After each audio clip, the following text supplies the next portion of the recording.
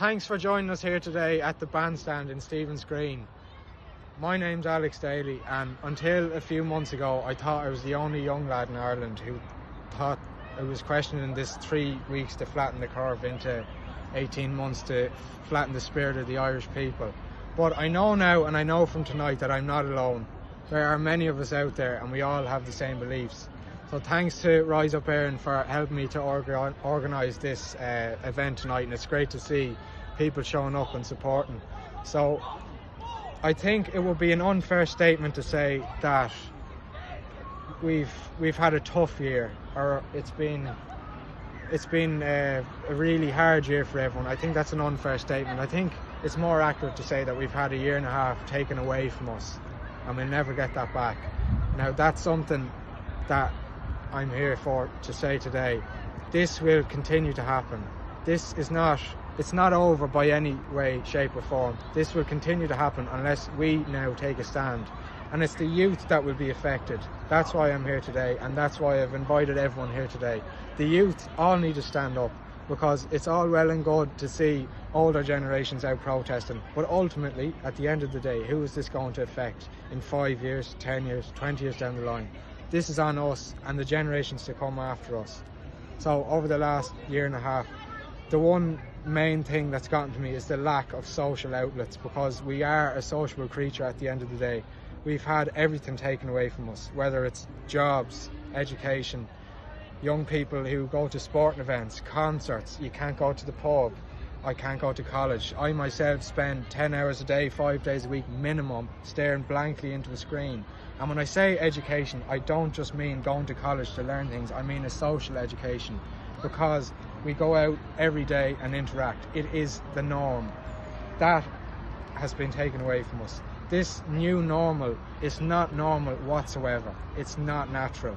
We need to bring back the normal that we once had and say no to this tyranny and what they're trying to force on us now.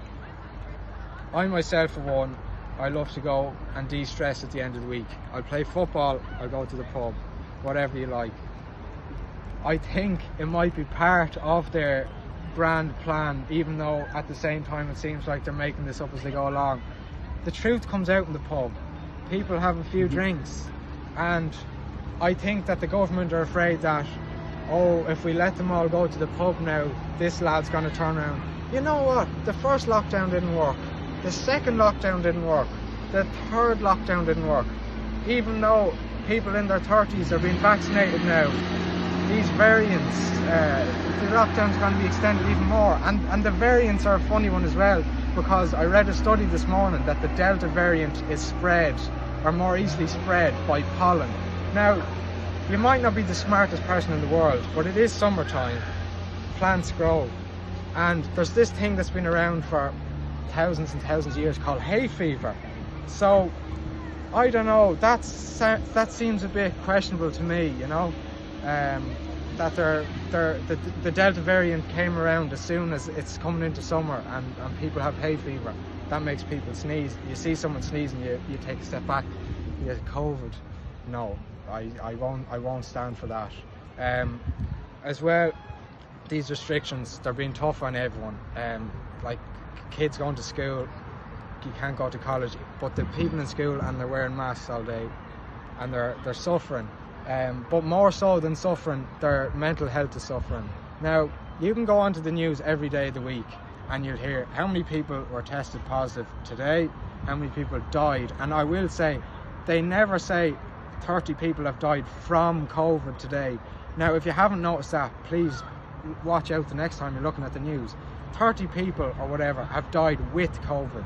But if you have terminal cancer and you test positive within 28 days of passing away, then you're put down as a COVID death. Now, you might not believe what I'm saying, but listen to the news, and when you hear them say people died with COVID, then there's a big difference between with and from, you know.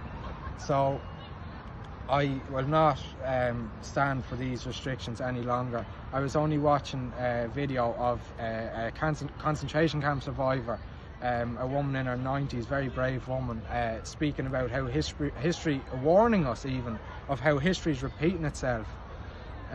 Like the Nazis had a saying, and they plastered it all over the media.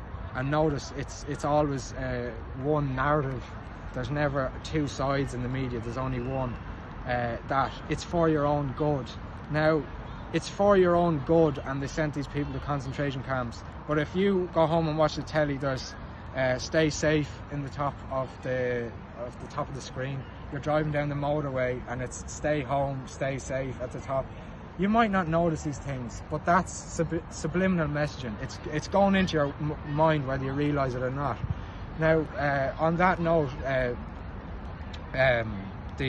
this lady from the concentration camp, the vaccine passports are something that's becoming a lot more prominent in the mainstream media now. So unless I have a negative PCR test, and mind you, I can't get a public one, I have to pay for one. I have to pay if I want to go on holidays or whatever. I have to pay for a privately run PCR test, or unless I get this vaccine, or not injection, I'd call it, because a vaccine is supposed to help people.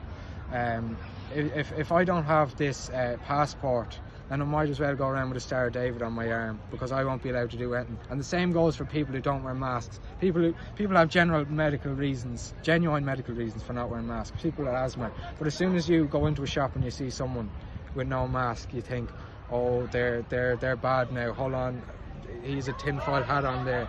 That's not the case. So I really just want to lay that down. People need to get these assumptions and basically don't judge a book by its cover. Look, if they're saying, like, they're telling me this is what you have to do for the greater good, the only person who can decide what's good for me, or for anyone that matter, is me. The only person who can decide what's good for you is you. You do not let someone tell you. Yeah, you might not be a medical expert or whatever. I'm no medical expert, I'm a student. But what I can do is look at numbers, research, look at charts, and make my own informed decision. It's all about doing your research and being informed. So yeah, take everything people are saying with a pinch of salt, because it's really, you can't listen to one narrative, because if there's a single narrative, which is the case on, say, RTE News, well, you have to question, what about the opposition, and why don't they let them speak? Now, there are politicians in the Dáil who are completely opposed to this, and I've seen them, but they don't get a second of TV time.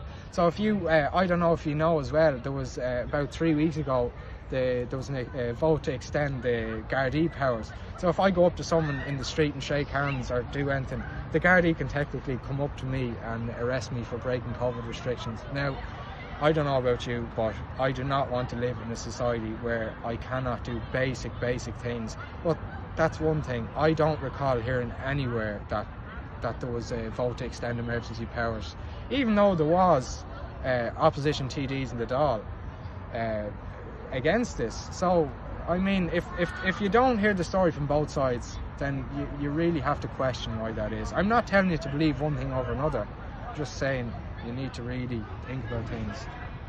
Look, I don't like to say it, but we are fighting a war at the end of the day. And you might look at one person and say they're the enemy, or you might look at the government and blame Micheál Martin and Leo and Tony Holohan, even though they're just Neffert puppets. I don't remember voting for Neffert. I don't know anyone who's voted for Neffert. And even though yesterday there was 0 COVID deaths apparently recorded, there's 30 people on the Neffert board who want to extend these restrictions. Now, I've said it before and I'll say it again. They've said 3 weeks to flatten the curve. The pubs aren't opening for another month. Now, Micheál Martin's only after coming out saying we won't reopen on the 5th of July. Well, how many people are after being vaccinated? You're making things up as you go along. If you want to wear a mask, fine. But if the masks work, then why can't people go into a pub wearing masks? Why can't people go out and do basic things wearing masks? And I know they're easing restrictions, but when I say a war, I don't mean we're fighting a war with guns and bombs, although that'll probably be easier because you can see someone standing there pointing a weapon at you. We're fighting a war against complacency and compliance. That is what this is. It's a mental war. Complacency being, oh, we're allowed outdoor dining again, so people will go out like we are now in the rain and catch a cold and then get a false positive COVID test from a cold they caught from outdoor dining. The country's suffering. This complacency cannot last any longer. 1 restriction level, 5 restriction levels. None of them make sense whatsoever. So this complacency has to go out the window, and compliancy as well. People are complying with all these restrictions. They're not seeing any results. I don't know if I get something, if I buy something and it doesn't work, you return it within 30 days, you know? So if it's 3 weeks to flatten the curve, if you're telling me one thing and it's not working, if you're telling me to get a vaccine, I get a vaccine, and I'm still locked down in December, well then you're really making things up as you go along. The truth will come out, and the house of cards will come tumbling down. And I'm happy to say that everyone here today and everyone watching this here today is going to be on the right side of history, because you really have to think for yourself. And another thing I will say is, even from being in college myself, and I was talking to a GP actually, he said, and I was from being at protests and whatnot, these people at the protests are extremely intelligent people. The people running the protests are professors, doctors, engineers, whatever you like. But you have to be careful not to mix up education with intelligence, because they are two very different things. If you go and you're educated, you're educated on a system. They have a list of things, yeah, we've taught them that. An intelligent person, never mind education, an intelligent person makes their mind up for themselves. So I will say it's easier to fool someone than to convince someone that they've been fooled, and that's why we might feel, that's how I felt until I wanted to organise this today. It's easier to fool someone than convince them they've been fooled. So you might believe everything that the government, that NEFIT, that the news will tell you so far. It's not too late. We've all lost a lot of time. We've all lost a year and a half of our lives. It's not too late to turn around tomorrow and question this. Don't just say, oh well, I'm after giving up a year and a half of my life now, they better be bloody right or I'll go mad. No, it's not too late. So start questioning things now. Just be intelligent, just do your research. I'm not telling you to believe one thing or another, just you have to listen. And especially the youth, because they are going to enforce this vaccine passport. You're going to have to do certain things going into school, whether it's masks, vaccines, PCR tests, all these primary school children. Now that's wrong. That's completely wrong, you know. So I'd like to thank everyone for coming today. I'd like to thank everyone for watching today. I'd like to thank our guest speaker John, and on behalf of the youth, be young, be proud and be free. Thanks very much everyone.